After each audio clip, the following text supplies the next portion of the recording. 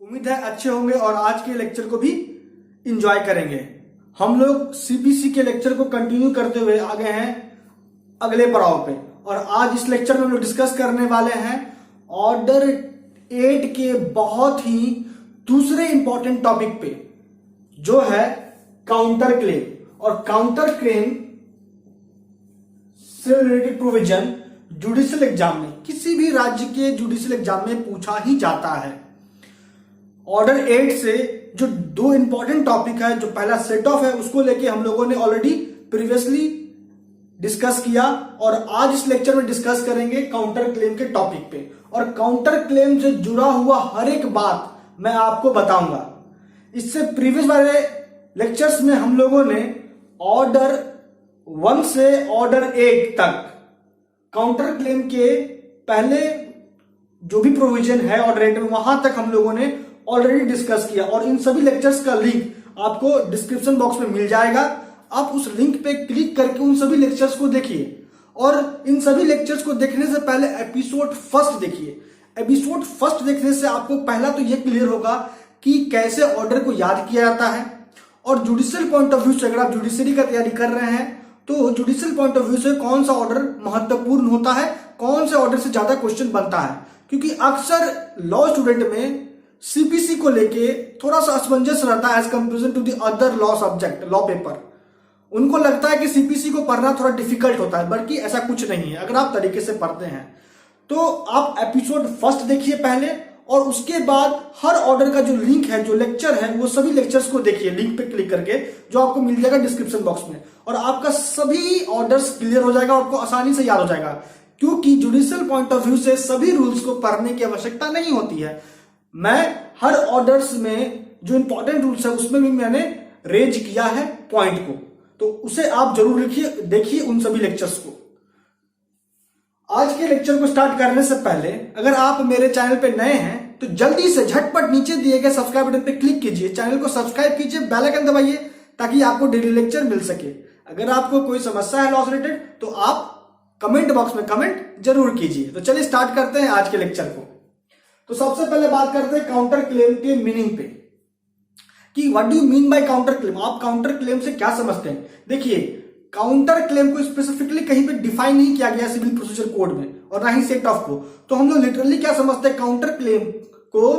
Claim against the claim, मतलब defendant का claim plaintiff के क्लेम के अगेंस्ट ही होता है काउंटर क्लेम। और जब इसके मीनिंग के दृष्टिकोण से बात करिएगा तो काउंटर क्लेम और सेट ऑफ आपको एक ही समझ में आएगा, कि काउंटर क्लेम, बस थोड़ा सा जो डिफरेंसेस है काउंटर क्लेम और सेट ऑफ में, वो क्या है मैं आपको इस लेक्चर में आगे बताऊंगा। तो मीनिंग पे जब हम लोग बात कर रहे हैं तो पहला क्या हुआ? क्लेम अगेंस्ट क्लेम, और वही मीनिंग होता है काउंटर क्लेम का जो सेट ऑफ का मतलब होता है। और थोड़ा सा इसको अगर प्रैक्टिकली समझते हैं तो सेट ऑफ के केस में जो एग्जाम्पल था वही एग्जाम्पल सेट हो जाएगा काउंटर क्लेम के केस में भी। तो होता क्या है, आप थोड़ा फिर से रिवाइज भी हो जाएगा, समझ भी लीजिए। एग्जाम्पल, मान लीजिए ए ने मनी सूट इंस्टीट्यूट किया।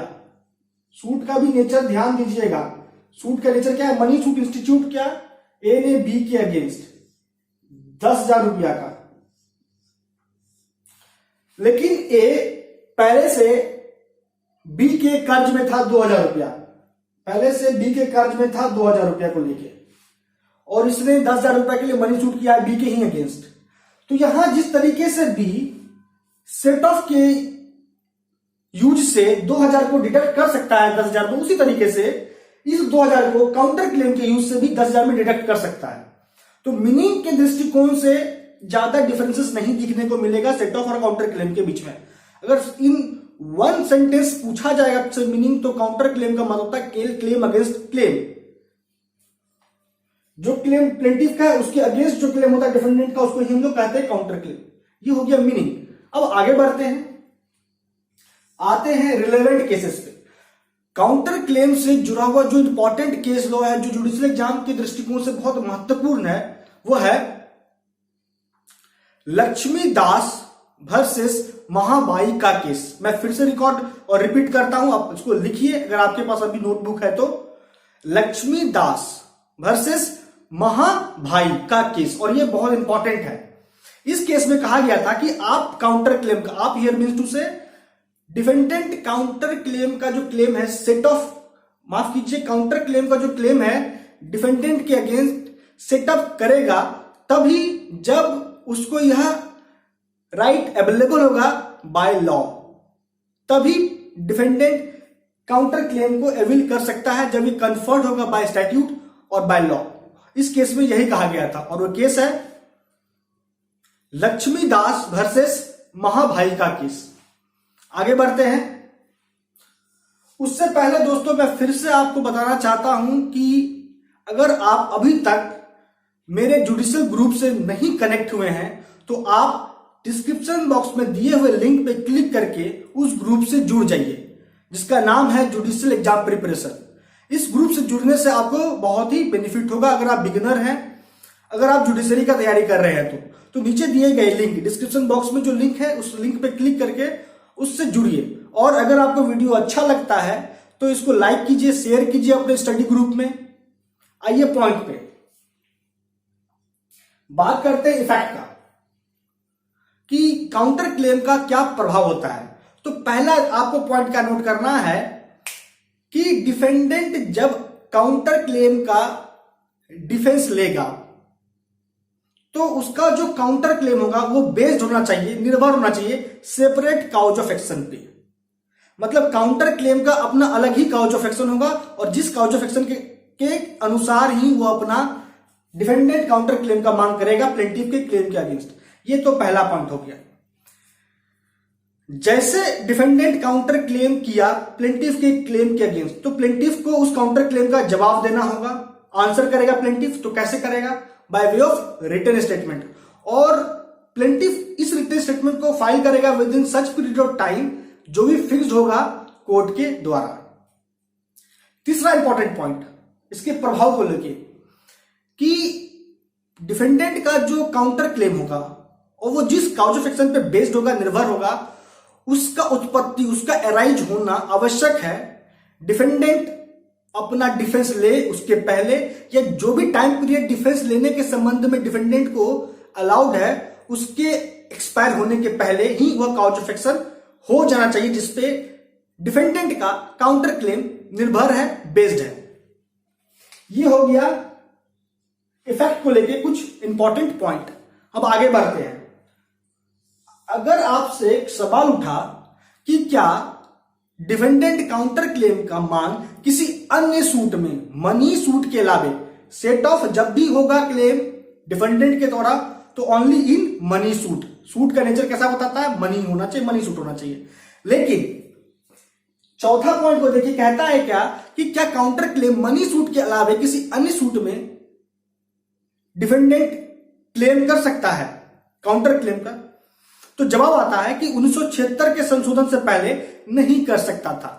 जब सिविल लॉ अमेंडमेंट 1976 हुआ सीपीसी में, उसके बाद से डिफेंडेंट काउंटर क्लेम का मांग अदर सूट में, अदर देन मनी सूट, किसी अन्य सूट में भी क्लेम कर सकता है काउंटर क्लेम का। आते हैं नेक्स्ट पॉइंट पे। तो इन सभी बातों को देखने के बाद आपको एक बात समझ में आ जाना चाहिए कि काउंटर क्लेम का ऑब्जेक्ट क्या है। तो ऑब्जेक्ट सीधा है, सिंपल है कि रिड्यूस जो पेंडिंग केसेस है बिफोर सिविल कोर्ट उसको रिड्यूस करना, कोर्ट के बर्डन को कम करना ही मूलतः उद्देश्य है काउंटर क्लेम का। क्योंकि काउंटर क्लेम भी एक सेपरेट काउज ऑफ एक्शन पे बेस्ड है, उसके लिए डिफेंडेंट अलग से सूट इंस्टीट्यूट करके कोर्ट में पेंडिंग केसेस की संख्या बढ़ाए, इसलिए इस कंसेप्ट को लाया गया काउंटर क्लेम का। तो आपको समझना है कि इसका ऑब्जेक्ट क्या है, to reduce the burden of the court.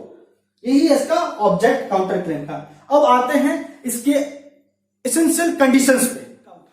तो जो इंपॉर्टेंट कंडीशन है, जब भी काउंटर क्लेम का बात होगा तो आपको कुछ कंडीशन है जो आपको अपने माइंड में रखना है एज अ लॉ स्टूडेंट और एज अ, अगर आप एग्जाम का तैयारी कर रहे हैं जुडिशियल एग्जाम का, तो कंडीशन तो आपको याद रखना ही है।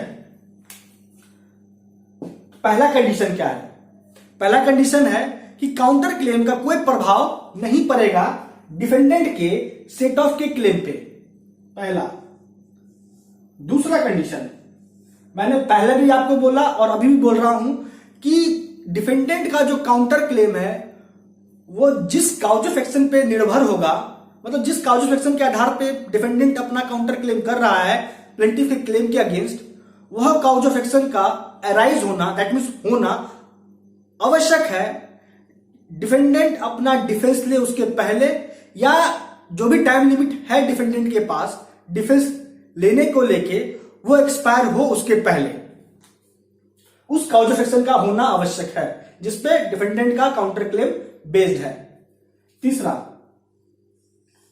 काउंटर क्लेम, डिफेंडेंट का जो राइट है काउंटर क्लेम का, जो क्लेम बन रहा है काउंटर क्लेम के अकॉर्डिंग डिफेंडेंट के पास, वह क्लेम एक्सीड नहीं करना चाहिए कोर्ट के पिक्यूनरी जुरिस्डिक्शन को जिस कोर्ट में सूट फाइल हुआ है।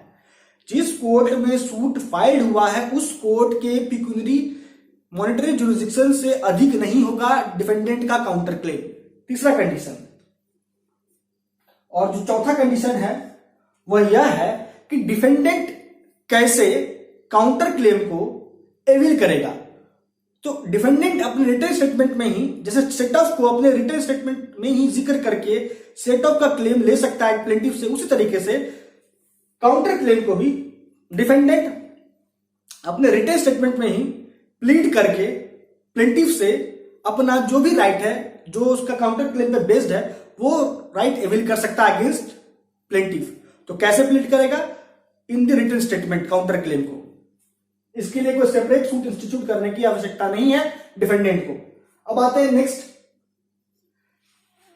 उसी पॉइंट पे आ गया हाउ प्लीड, मतलब किन किन प्रकार से डिफेंडेंट अपने काउंटर क्लेम को प्लीड कर सकता है। तो पहला कि इनकॉर्पोरेट कर देगा, अपने रिटन स्टेटमेंट में ही जिक्र कर देगा काउंटर क्लेम का। अगर जिक्र नहीं किया है तो उसमें संशोधन किया जाएगा। रिटन स्टेटमेंट में संशोधन करके काउंटर क्लेम को रेज कर सकता है डिफेंडेंट, अगर उसने प्रीवियसली रेज नहीं किया है तो। और तीसरा मोड है फॉर प्लीडिंग काउंटर क्लेम, वो है by subsequent pleading according to order 8 rule 9 के अनुसार। तो ये तीन तरीके से काउंटर क्लेम का मांग डिफेंडेंट कर सकता है।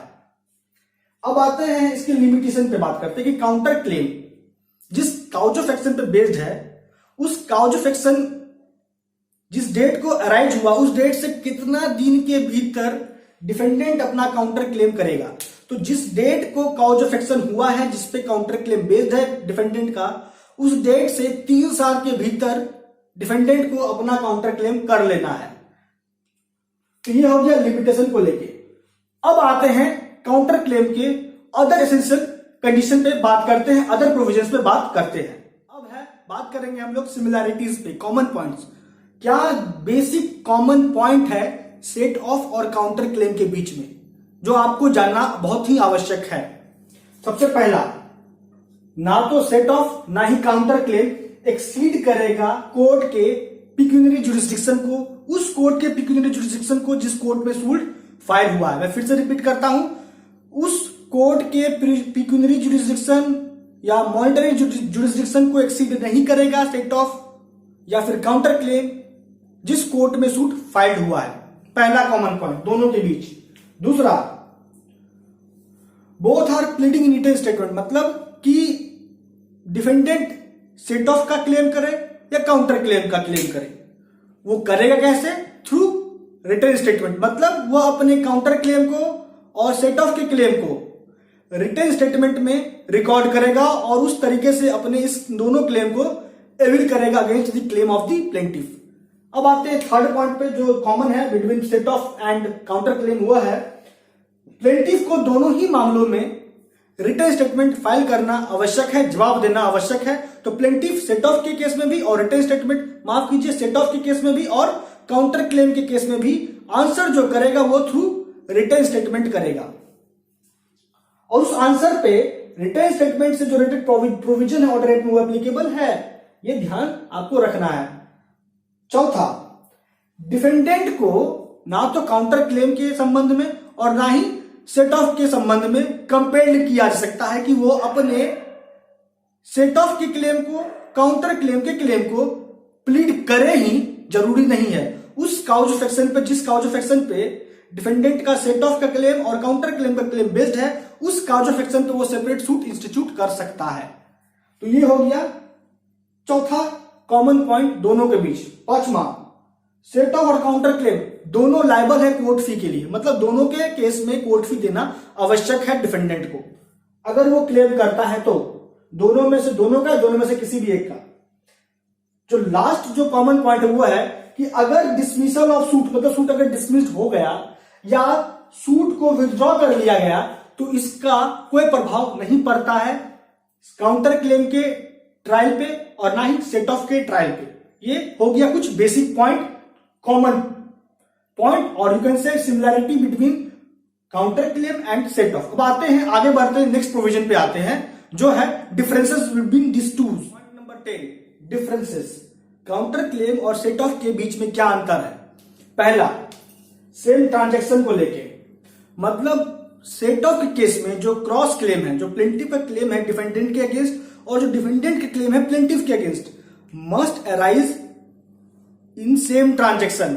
जब हम लोग इक्विटेबल सेट ऑफ को देखते हैं तो, लेकिन काउंटर क्लेम के केस में जो क्रॉस क्लेम है उसका उत्पत्ति होना, उसका एग्जिस्टेंस में आना जरूरी नहीं है विद इन सेम ट्रांजैक्शन। ये डिफरेंसेस है पहला।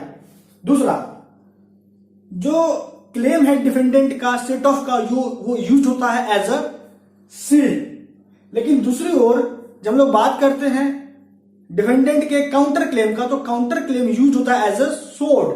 कहने का मतलब कि जो सेट ऑफ क्लेम है वो डिफेंसिव इन नेचर है और जो काउंटर क्लेम है डिफेंडेंट का वो ऑफेंसिव इन नेचर है। ये हो गया दूसरा पॉइंट ऑफ डिफरेंसेस। तीसरा, अमाउंट जो क्लेम हो रहा है डिफेंडेंट के द्वारा सेट ऑफ के केस में वह लीगली रिकवरेबल होना चाहिए on the date of the suit. वहीं दूसरी ओर काउंटर क्लेम के थ्रू जो क्लेम हो रहा है डिफेंडेंट के द्वारा वो लीगली रिकवरेबल होना चाहिए on the date of the written statement. ये हो गया तीसरा डिफरेंसेस। चौथा, सेट ऑफ कभी भी प्लेंटिफ के क्लेम को एक्सीड नहीं कर सकता है। प्लेंटिफ के क्लेम से ज्यादा नहीं हो सकता है सेट ऑफ का क्लेम, लेकिन काउंटर क्लेम प्लेंटिफ के क्लेम को एक्सीड कर सकता है, प्लेंटिफ के क्लेम से अधिक हो सकता है काउंटर क्लेम। तो ये हो गया चौथा डिफरेंसेस। अब आते हैं कुछ इसके बेसिक प्रोविजंस पे, पॉइंट नंबर 11। इस पॉइंट पे हम लोग प्रोविजन डिस्कस करेंगे काउंटर क्लेम को लेके। प्रोविजन जो है काउंटर क्लेम को लेके सीपीसी में वो है रूल ऑर्डर 8, रूल 6A से रूल 6G तक। और ये जो रूल है rule 6A to rule 6G, इसको ऐड किया गया है सीपीसी में बाय सिविल लॉ अमेंडमेंट 1976 के अकॉर्डिंग। तो सबसे पहला रूल 6A क्या कहता है? Counter claim by defendant. अब रूल 6A का जो कॉन्सेप्ट ये समझिए, मैंने आपको पहले भी बताया है, अभी भी बता रहा हूं कि जो डिफेंडेंट का जो काउंटर क्लेम है उस पर कोई प्रभाव नहीं पड़ेगा डिफेंडेंट के सेट ऑफ के क्लेम का, और डिफेंडेंट का जो काउंटर क्लेम है वो जिस काउज ऑफ एक्शन पर बेस्ड होगा उसका अराइज होना, उसका होना आवश्यक है। डिफेंडेंट अपना डिफेंस ले उसके पहले, या जो भी टाइम लिमिट है for taking defence by the defendant वो एक्सपायर हो उसके पहले। तो ये है रूल 6A। आगे बढ़िए, रूल 6B में आते हैं। रूल 6B कहता है कि काउंटर क्लेम जो प्लीड होगा डिफेंडेंट के द्वारा तो उसका जिक्र कहां होगा? Where to be stated counter claim in the written statement, rule 6B कह रहा है। आगे बढ़ते हैं, आते हैं रूल 6C। मैं फिर से आपको बोल रहा हूं कि आप अगर मेरे जुडिशियल एग्जाम प्रिपरेशन ग्रुप से नहीं जुड़े हैं तो उसका लिंक डिस्क्रिप्शन बॉक्स में है, आप उस लिंक पे क्लिक करके उस ग्रुप से जुड़िए, आपको बहुत ही बेनिफिट होगा। और अगर आपको लेक्चर अच्छा लगता है तो उसको लाइक कीजिए, शेयर कीजिए अपने जुडिशियल ग्रुप में, अपने स्टडी ग्रुप में। अब आते हैं रूल 6C पे। रूल 6C कहता है एक्सक्लूजन ऑफ काउंटर क्लेम, मतलब कि अगर प्लेंटिफ चाहे तो वो काउंटर क्लेम को एक्सक्लूड करने का मांग कर सकता है। यही है रूल 6C। रूल 6D कहता है अगर सूट डिसकंटिन्यू हो गया सूट, तो उसका क्या प्रभाव होगा? उसका कोई प्रभाव नहीं पड़ेगा डिफेंडेंट के काउंटर क्लेम पे। यही है रूल 6D। अब आइए रूल 6E और रूल 6F को एक साथ पढ़ते हैं। अगर प्लेंटिफ डिफॉल्ट किया काउंटर क्लेम के संबंध में रिप्लाई करने से, डिफेंडेंट ने जो काउंटर क्लेम किया against the claim of the plaintiff और उस काउंटर क्लेम के अगेंस्ट अगर प्लेंटिफ ने जवाब नहीं दिया, तो यह कहता है कि अगर जवाब नहीं दिया रूल 6E तो क्या होगा। तो रूल 6F कहता है कि जो डिफेंडेंट का जो रिलीफ है जो वो मांग रहा है by way of counter claim, वो सक्सीड हो जाएगा, वो सक्सेस हो जाएगा उसका काउंटर क्लेम, अगर प्लेंटिफ डिफॉल्ट करता है to reply to the counter claim of the defendant. तो ये हो गया रूल 6E और रूल 6F। लास्ट जो रूल है रूल 6G, वो यह कहता है कि जो भी प्रोविजन है रिटर्न स्टेटमेंट को लेके ऑर्डर 8 में, वो सभी प्रोविजन काउंटर क्लेम पे अप्लाई होगा। जब डिफेंडेंट अपना काउंटर क्लेम करेगा तो वो उसी प्रोविजन के अकॉर्डिंग करेगा जिस प्रोविजन के अकॉर्डिंग वो रिटर्न स्टेटमेंट फाइल करता है। तो रिटर्न स्टेटमेंट से संबंधित जो भी प्रोविजन है वो सभी प्रोविजन काउंटर क्लेम पे एप्लीकेबल होंगे, और ये कह रहा है रूल 6G। लेक्चर को कंक्लूड करने का टाइम।